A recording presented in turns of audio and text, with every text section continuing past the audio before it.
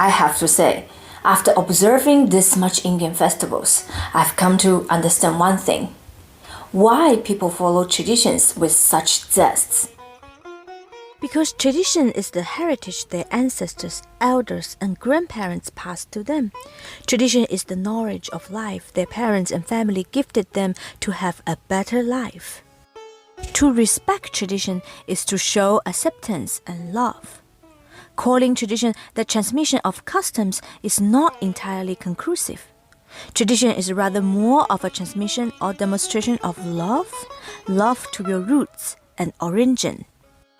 That's why when it comes to tradition, a lot of people intentionally fail to notice or reason the logic behind each and every custom, as long as nobody is hurt.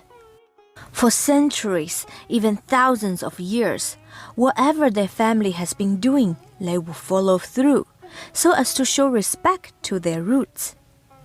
I think this is a very crucial standpoint to understand Indians and their persistence to tradition.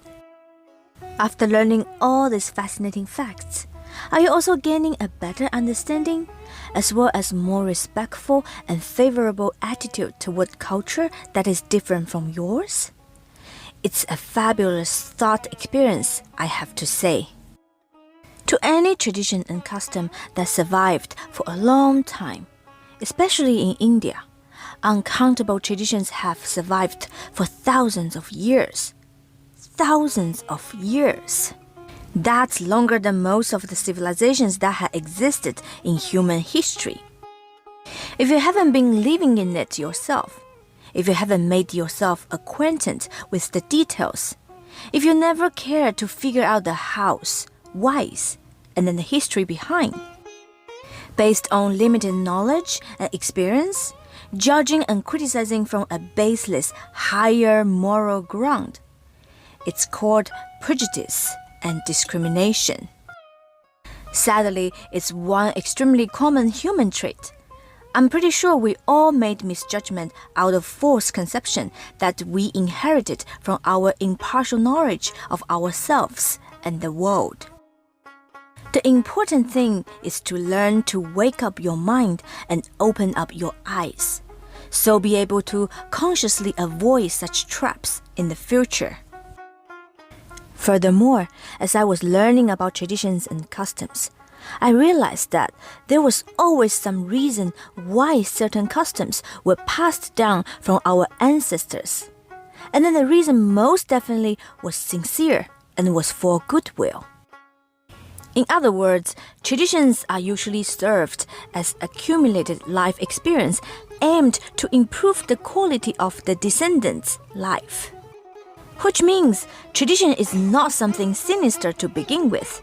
Rather, oppositely, it's something should be treated with respect and consideration, even though sometimes it could appear to be old-fashioned. Unfortunately, in modern China, some people in power had malevolently used the rusted part of the tradition to impose that all traditions were backward and regressive, and needed uprooting eradication at once. Why? Because only with such distortion, plotted social uprisings were able to establish moral ground. Abrupt and forceful social changes come with great social unrest.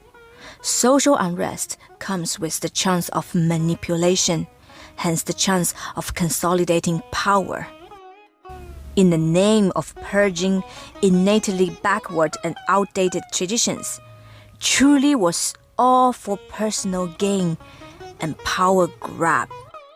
The long-term consequences of such draconian measures are yet to be unfolded. But one thing is clear. After one cultural cleansing and another, China suffered tremendous loss of traditions and heritage. Uncountable profound customs are on the edge of extinction. For example, most of today's Chinese hardly know the detailed procedures of Chinese traditional weddings and then the meaning behind each step. Yes, there was reasoning behind each setup. For example, we hardly know the stories and tales behind each traditional festival, let alone know how to prepare for and proceed with the celebration and prayers. Do we still follow the calendar of Chinese New Year? 3 days before, 2 days before, on the eve, New Year Day 1, Day 2, Day 3, each day has its own function and rules. Do we still unite our ancestors from the past and celebrate all the household genies like kitchen guard, craft guard, and land guard? No. We only have a vague idea, but not much in details. At least that my family has lost track of the to-dos and not to-dos down to the days. Do we still have our village or community band and dancing team to perform traditional instruments and dances on specific days and events? No, those are rarely found in cities, even in the most remote villages. The rich soil of culture has become thin and barren. The once colorful way of living is now tasteless and bland. Because some customs were old and not compatible with the new norms, so to dismiss every other old customs and eliminate all traditions as a whole, I have to say this is a complete failure of policy making. A nation without traditions and heritage is like a plant without roots. You can count the days before it fully dries out. In Chinese society, a lot of collective symptoms have already emerged due to the loss of roots. For example, the loss of moral compass and core social values. The loss of confidence in the sense of cultural identity. Obvious indication of moral decay and loss of faith is to be found in every corner of society. And on top of that, a promised, open, modern, scientific, democratic, social, and political structure is light years away from reality. Even though the old had seemed to be once deserted completely. On the other hand, India's well-known soft power is built on its deep and vast roots of history and culture. The cultural identity of Indians is shockingly unshakable. The adherence to one's own culture and heritage helped the Indians navigate through in the dark age of colonization, exploitation, and cultural imperialism. It helped them gain independence and find the light of democracy. It helped them embrace modernization and transition into a new age. The influence of Indian culture to the world is so significant. There is indeed something we all could learn from it.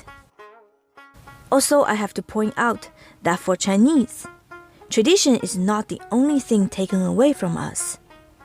In the wake of violation of any right, no matter it's the right to tradition or the right to religion, most likely you will find yourself losing all of the rights, namely fundamental human rights. On top of the list is freedom. Freedom to be yourself as it is. Freedom of choice. Freedom of speech. Freedom to think. And freedom to thrive. Losing tradition is just the result of losing individual freedom. And if God permits, one day freedom could be replenished into the society. People might find a lot of lost heritages back, I hope. I have to say, under the extremely centralized autocratic rule of monarchy, individual freedom is its natural enemy, as natural as freedom is the innate quality of human beings.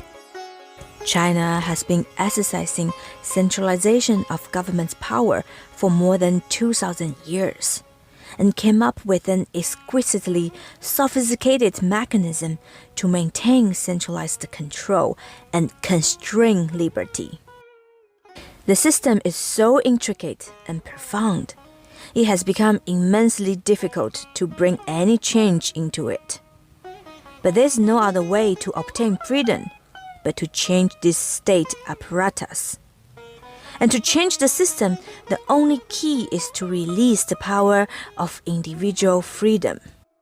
While for more than 2,000 years, the concept of liberty has been amputated to serve the purpose of centralized control, the suppressed and twisted understanding of freedom has become the core value of the Chinese culture. How can the Chinese break that spell once and for all? You tell me. Okay, this is today's video. I hope you like it. I've shared some of my experience and thinking with you guys. And you're always welcome to join my discussion. I will see you guys in the next video. Bye!